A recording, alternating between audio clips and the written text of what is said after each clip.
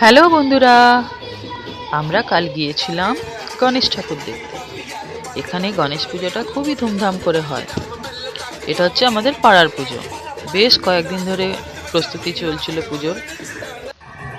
এটা একটা আমাদের পাশের গলিতে, আমরা যেখানে থাকি সেখানে অনেকগুলো গলি আছে, 1 নম্বর 2 নম্বর 3 নম্বর এরকম ভাবে। তো প্রত্যেকটা গলিতেই একটা একটা করে গণেশ ঠাকুরের পুজো হচ্ছে।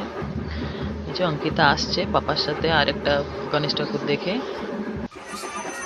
এটা আমাদের পাড়ারই পুজো। এই গণেশ ঠাকুরটা খুব সুন্দর লাগছিল, খুব সুন্দর করে সাজানো।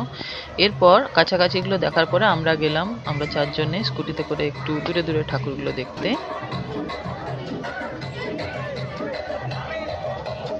এটা আরেকটা গণেশ ঠাকুর। যখনই আমরা যাই আরতি করে, সেই আরতি আমাদেরকে দেন। আর তার সাথে প্রসাদও। সব জায়গাতেই প্রসাদ দেয়। যেমন আমাদের বাংলাতে কালী পুজোর সময় সব জায়গাতে খিচুড়ি দেয়, এখানে সেরকম সব জায়গাতেই প্রসাদ দেয়, তবে খিচুড়ি না, এখানে হচ্ছে ভেজ বিরিয়ানির মতো। খুব সুন্দর লাগছিল সবকটা মূর্তি।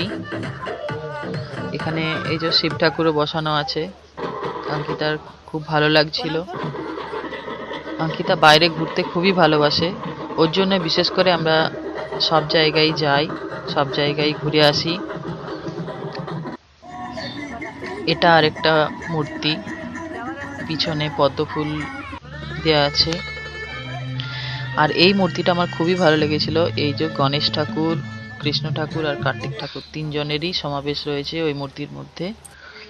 আর তারপরে আরেকটা গণেশ ঠাকুর দেখতে। ওই গণেশ ঠাকুরটার মূর্তি খুবই বড়, 4টে হাত আছে, উনি বসে আছেন সিংহাসনে। আর তার সাথে লাইটিং হচ্ছিল, খুবই সুন্দর লাগছিল।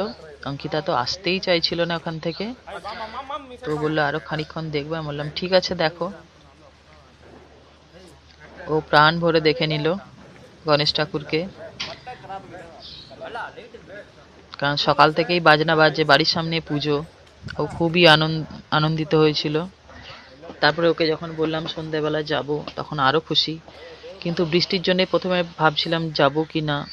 তো যাই হোক, গণপতি দেবের কৃপায় সেই টাইমে বৃষ্টিটা কমেছিল, তাই আমরা গণপতিজি এতগুলো দর্শন করতে পারলাম। এরপর আমরা আবার ফিরে এলাম আমাদের পাড়াতেই।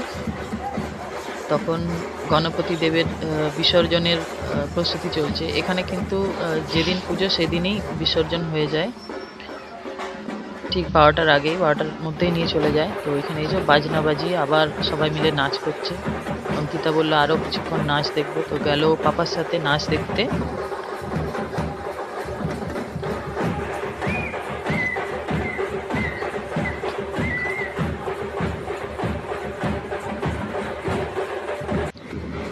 তারপর আমরা বাড়ি এলাম, খাওয়া দাওয়া করলাম। আর তারপর ঠিক 12টার কাছাকাছি গণেশজির বিসর্জনের আবার প্রস্তুতি চললো। ভ্যানে করে নিয়ে যাওয়া হচ্ছে গণেশ ঠাকুরকে। সবাই বলুন গণপতি বাপ্পা মোরিয়া। গণপতি দেবের আশীর্বাদে যেন সবাই ভালো থাকুন, সুস্থ থাকুন, আনন্দে থাকুন, এটাই কামনা। আমাদের আজকের দিনটা খুবই ভালো কেটেছে, খুবই আনন্দ করেছি আমরা।